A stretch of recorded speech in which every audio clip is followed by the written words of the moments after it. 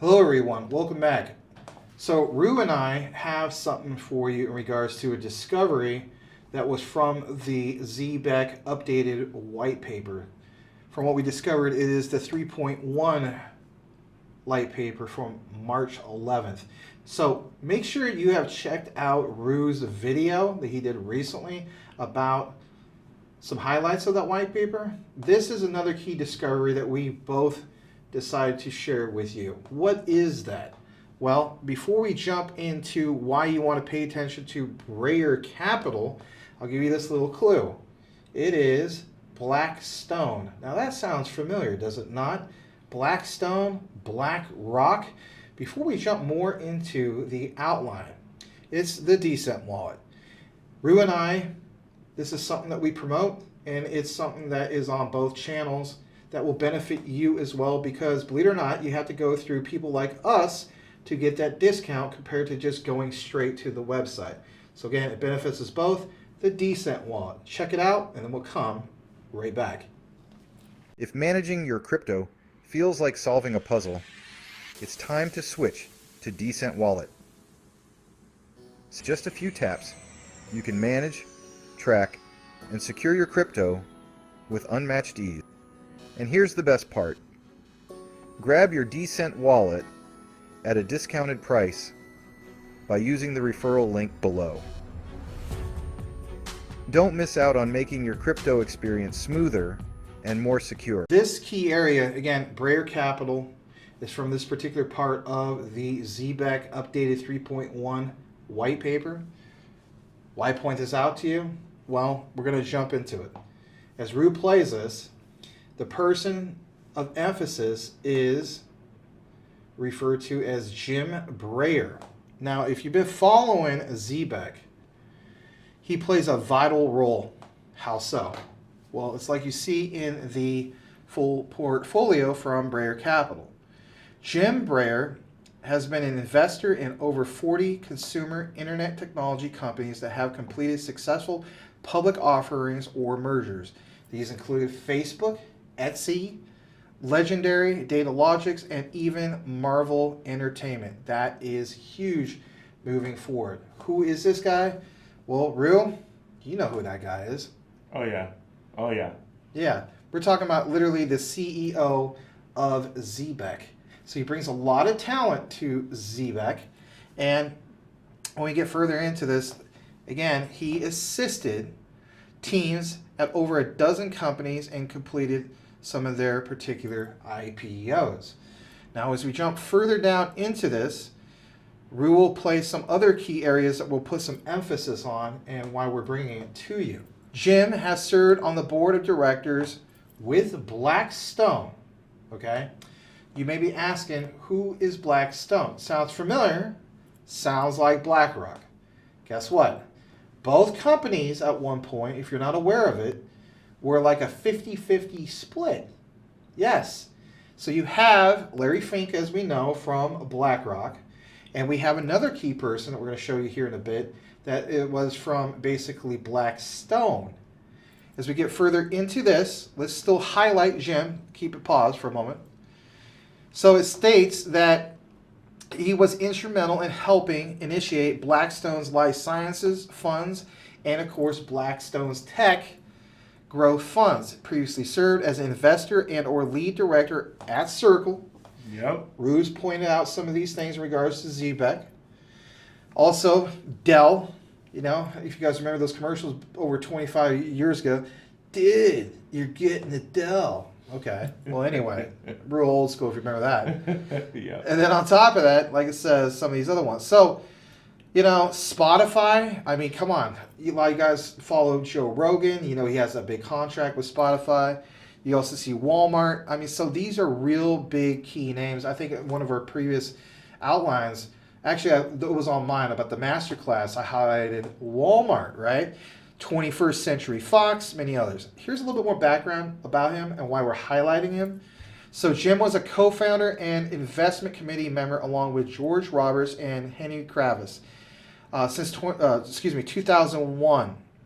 Jim and Excel hired Jim's HBS section mate, longtime friend Kevin Kamali, to start Axel Europe in London, and that was one of the first Silicon Valley venture firms in Europe. Now, here's the thing.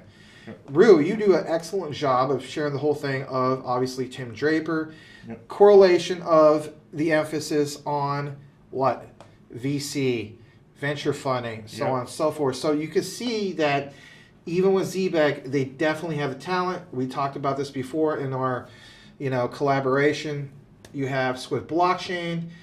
You have the whole thing with what they got going on with Zebec. Clearly, you have Zebec Stellar, obviously Zebec Circle.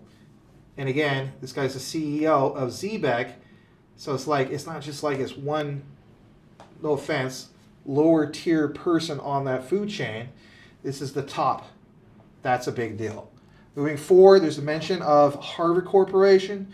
Jim is a fellow emeritus. I used to go to college, but I forget some of the terms sometimes, of Harvard Corporation. Harvard's senior governing board, where he was also co-chair of Harvard's Finance Committee. Now, in some of my outlines you guys seen on my channel, I've talked about this at least twice, I believe, and that is I did one with Will Fix on a collaboration of Harvard, Visa, XRP, XLM. Those are the only two that was mentioned in the Harvard paper. And of course, talking about Visa, XRP, and XLM. That's a big deal. You want to check out the video. But again, birds of the feather do flock together. It's interesting to see some of this. Now, as Rue plays a little bit more about this, we're going to give us some other key highlights. And I think, if anything, we'll take a pause right here for just a moment. So he led teams part of AI, quantum technology, and computation-driven healthcare and life sciences. Let's face it, everybody. When it comes to Zebec, what stands out is payroll. Payroll and healthcare, I mean, come on. It's just like peanut butter and jelly. Or if you've seen some of the intros, guns and jelly, right? Anyway, we won't get too much into that too much right now. But yeah, I know. I see some of you guys' comments.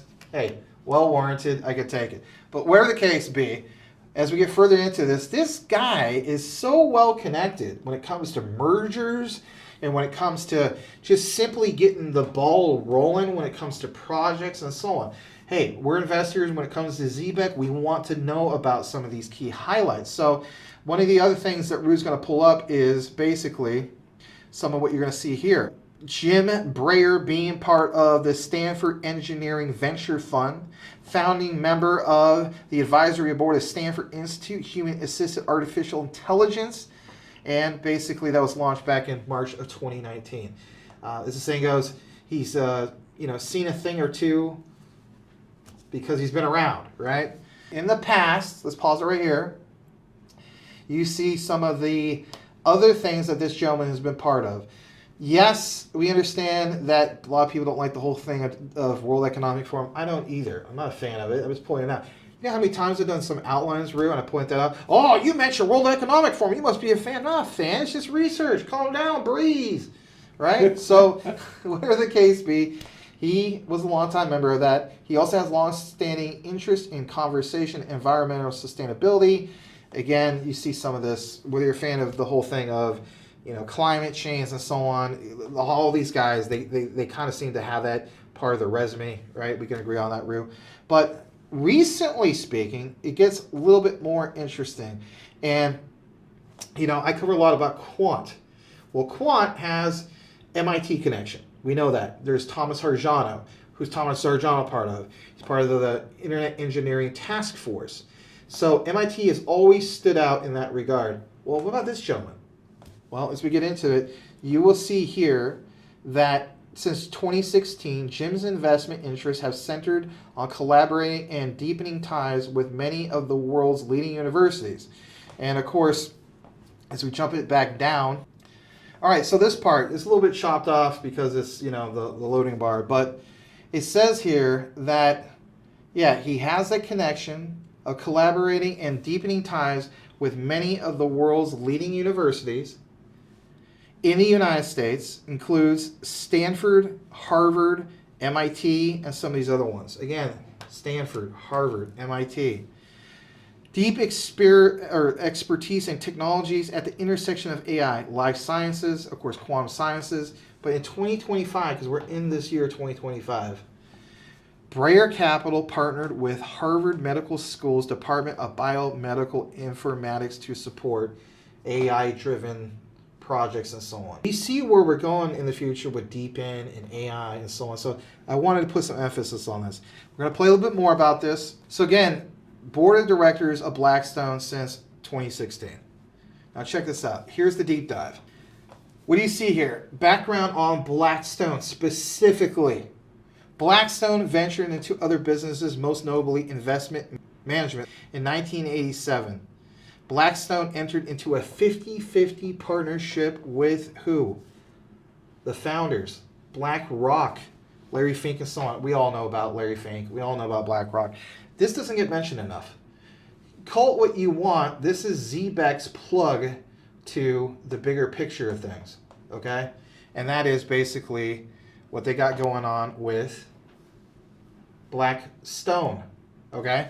So you see here that these two founders previously run the mortgage-backed securities division, first Boston and, of course, Lehman Brothers. I mean, I've heard you many times cover Lehman Brothers, and who doesn't know about Lehman Brothers at this particular point? So while a lot of us aren't big fans of that, you got to keep in mind these two plan to use Blackstone Fund to invest in financial institutions to help an asset management business specialize in fixed income investments. What's your key takeaway? Investing in financial institutions. So you have these people, whether it's from Blackstone, realize that they're going to potentially, like Tim Draper pointed out in a different outline, trying to potentially get unicorns. Is Zebec a unicorn? I think so. I think payroll is a big, big deal. Yeah. We're going to play just a tad bit more about this. I'm going to give you guys a little hint. This is for a different outline. You will see that you have, towards the top, it mentions something about Nikko Securities. Now, in a Jasmine outline, even with Zebec, and again, it's not official partnership, it's about what's indirectly involved, you will see some key things about the Nikko Securities in Japan and how all comes together indirectly. Again, be out on the lookout for that particular video. So you pull up a little bit more about this from this Wikipedia entry. We're going to get into some other key findings that Rue and I have for you guys. As the business grew, Japanese bank Nikko Securities acquired 20% interest in Blackstone for a $100 million investment in 1988. You see, for example, some of these other key things. And of course, it mentions the whole thing about Sony. And again, that's another outline.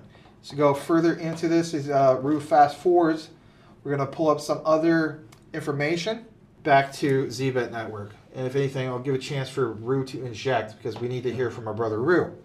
So before we get into that, it states here, Blackstone's investment, okay, because this is from Grok, in a blockchain-based payroll company like Zebec would significantly be beneficial to them for several reasons. And like it says, when viewed through the lens of the massive $280 billion real estate portfolio. That is absolutely major moving forward. And his broader strategy as a leading alternative asset manager. While the specific investments isn't detailed in public records as of now, because let's face it, could be NDAs and so on, we're going to explore some of this. So for one, we know that where it says traditional payroll processes often involve intermediaries, delays, high transaction costs, issues that blockchain can address by enabling instant settlements and reducing fees. For a company like Blackstone, because we already know the connection of the CEO of Blackstone, or excuse me, the CEO of Zebec to Blackstone, we see that Blackstone that manages vast real estate assets, just like BlackRock, okay? And on top of that, would be able to streamline some of this with its portfolio. Real estate involves numerous stakeholders, tenants, so on and so forth. Requires, of course, managers, contractors, employers. They all require a certain amount of payments. But a system like Zebec in itself, with its real-time payroll and payment card offerings, would ensure that rent, wages, or vendor payments are processed instantly and securely, improving cash flow management and operational efficiency. Now, with that said, before we show you guys some of the visuals we have, what do you think about some of this in itself? I mean, come on. the CEO of Zebec and his previous connections to Blackstone? From my notes, and we'll get further into it, I mean, Blackstone doesn't ever get the highlight. You know, it's always BlackRock. Again, I think that's major, and I don't think it's talked about enough. Yeah, and again, in my last video where I said people missed this about Zebec and BlackRock, definitely go check that video out. This highlights or adds to that, and I'm going to throw in Vanguard. Vanguard and BlackRock, a lot of where they get their money is retirement, okay? And retirement is directly linked in with payroll, through ADP, and things like that. Like for me personally, with my engineering job, ADP does the payroll and Vanguard does the retirement, okay? Now, Vanguard and BlackRock and State Street and JP Morgan own like all the Fortune 500s, all the Fortune 100s. But in that, Vanguard owns 8%, 8.1 to be specific, of BlackRock. So there's already a lot of commingling right there with those. Now, adding this in and knowing that Breyer Capital, this guy is a former Blackstone guy, that just brings in more BlackRock to Zebec. To me. Of course, we highlighted Ondo being a partner with Zebec and Ondo having BlackRock as a partner. Yes. We have Blackstone and Breyer's relations to a company like Facebook. And Facebook, with their metaverse, would need micropayments. They would definitely need micropayments when you think about the metaverse having gaming and loyalty rewards for anything someone does as an accomplishment in the metaverse. They would get paid in micropayments of loyalty rewards. So that directly ties into Facebook, which Breyer helped found and do stuff with Facebook. That also Facebook and Base bought Nautilus Chain. So so there's a lot of connections there with Breyer. Yeah, there absolutely is. And, the other thing I was going to mention is I always said that a lot. Ondo, you could pretty much say that that's the BlackRock coin, right? I think, I think that's a general consensus around the board, around the world, that, that's basically the thing. Well, in that light, we should basically, if we're going to give Zebec a label, well, Blackstone is Zebec's coin. Or, you get what I'm saying. Zebec is Blackstone's coin. That's what I was trying to say. Yeah. So we just want to establish that, some of the significance about that. So another thing we want to share with you in regards to some of these findings, yes, from Grok. We like Grok because, again, free speech. A lot of times there's things that are filtered out from other AI programs, even ChatGPT, that, let's face it, is a little bit based or biased and so on. So on this one from Grok, it says, Zebec's integration of cryptocurrency and fiat offers flexibility that could appeal to Blackstone's diverse ecosystem. Blackstone, just like BlackRock, has a very impressive expanded portfolio and ecosystem with a broad reach. So in real estate, tenants or clients increasingly seek modern payment options. Of course, it immediately mentions USDC, the stablecoin. Zebec, of course, supports that. Now, it's tenant satisfaction. You have the whole thing of tech-savvy renters and so on. I mean, who isn't nowadays? But this would enhance tenant satisfaction, like urban centers or logistics hubs. Well, here's an example. It would offer employers or contractors the ability to receive wages in crypto or fiat via Zebec's payroll tools, and could position Blackstone as an innovative landlord or employer, potentially reducing turnover and boosting appeal in competitive labor markets. I want to pause there for a moment. Here's why. Let's talk. This is what you guys want. You don't want me to just read it all the time, right? Let's talk. I don't know if people really catch this. I know you do. Yeah. Here's my aha moment. All the projects that we focus on, utility, well, a lot of them, we do these outlines. Stellar XLM, fed now. Quant connection, fed now. Metallicus, XPR, fed now. XRP, fed now. Hedera, fed now. You know what should also be mentioned? This. Yeah. Now, why is that? I'll tell you why it is. Because if FedNow is 24/7, 365 instant payments, well, people like that because they want to see utility in motion 24/7. But what about real world utility in motion with renters and tenants and everything? To me, this right here in the example is just as impressive as a FedNow connection. Literally in the example in the second paragraph. Think about that. Because when you go back to it, about the whole thing, that, FedNow is, hey, Rue, you probably get paid what, bi-weekly? Yeah. Right, most people get paid bi-weekly. I used to have an employer back when I was a laborer 25 years ago, I got paid weekly, which was cool. Yeah. But that was the only one time I ever had. Well, it don't matter if it's weekly, bi-weekly, monthly. Right. Well, like I get one of my things is I get paid monthly. Okay? Forget all that. Getting paid today. Moving forward, people are going to want to get paid now. Fed now. This right here is literally that in definition in their own system.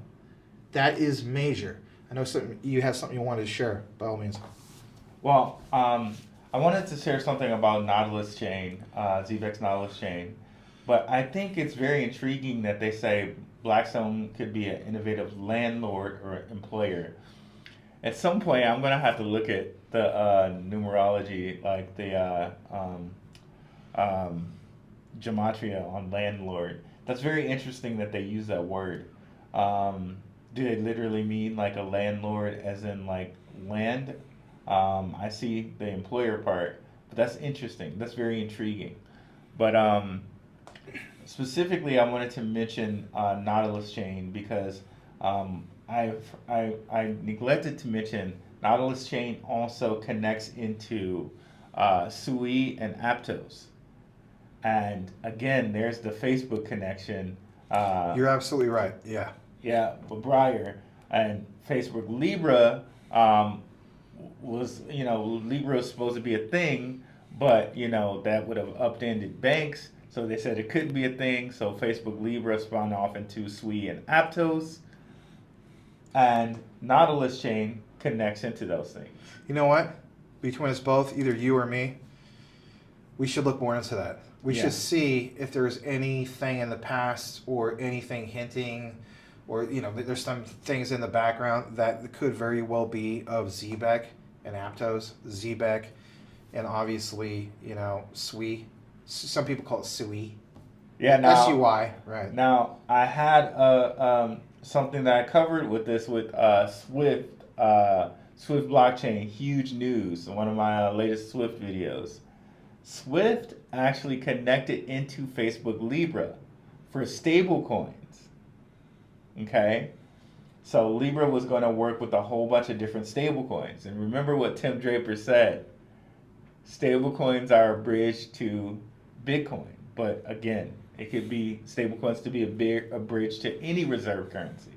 But he also said currency instead of currencies, which was really interesting. You got to watch that video. Yeah, definitely. So in that, right, Zebec can be this landlord or this this foundation for all crypto diamond hands. Because again, payroll and companies like Blackstone and BlackRock and having all these retirement funds. This is diamond-handed money. This is money that goes into BlackRock, Blackstone, and Vanguard's coffers, which is going to remain there because most people are not going to touch their retirement funds until 55, 45, or if at all, never. It's kind of like the Templars and their how they figured out with bank writs, how they figured out what, hey, use the Templar system. We'll hold on to your gold, and we'll give you these little writs. And they figured out that 75, something like 70, sometimes they say 75% of the people never came back for their gold. So they just got to keep it. This is the same system. Right. Retirement. Yeah. Well, some people are going to come back for their retirement funds at some point, and some people are going to just never get them. Maybe they retire, or maybe something unfortunate happens. Maybe they haven't listed a beneficiary. Maybe, so, and then Blackstone, BlackRock, Vanguard, they just get to keep those funds. So this is truly controlling the diamond-handed money here, with the Zebec controlling payroll. So really understand that this is huge when we're talking about payroll, when we're talking about retirement, and we're talking about like employers holding on to wages. Okay, this is a huge thing that can't be understated. And then when you put in SUI and Aptos, and you understand the Facebook connection there, the Meta connection there, and the micro payment connection there, it's just mind blowing to me, like mind blowing. Yeah, it's pretty big. There's obviously more about this. We're gonna skip further ahead, but even back to what Rue was talking about of, retirement, and then they don't fully, I guess you could say, access some of these benefits. Heck, Social Security system. I mean, how many people try to live to be 65 and claim Social Security? I mean, my dad, originally he did 62. I think that's the earliest you can do it, right? Social Security recommends, I think it's like, 70 to get the full benefits, if I'm not mistaken. But whatever the case be, even that system, it's like, are all people going to live, let's say they came in at 65, they're going to live to be 85, 95, 100? No, a good portion works their butt off all those years to claim those benefits, maybe get 5-10 years of those benefits, because let's face it, they pass away and so on. Or never claim them because they don't live long enough. Yeah, And, yeah. My generation, I think, I wouldn't even technically be able to claim it because, it's like, I think it runs out like 5 years before I'm technically of that age. So hence why we're researching the heck out of this generational wealth, right? Anyway.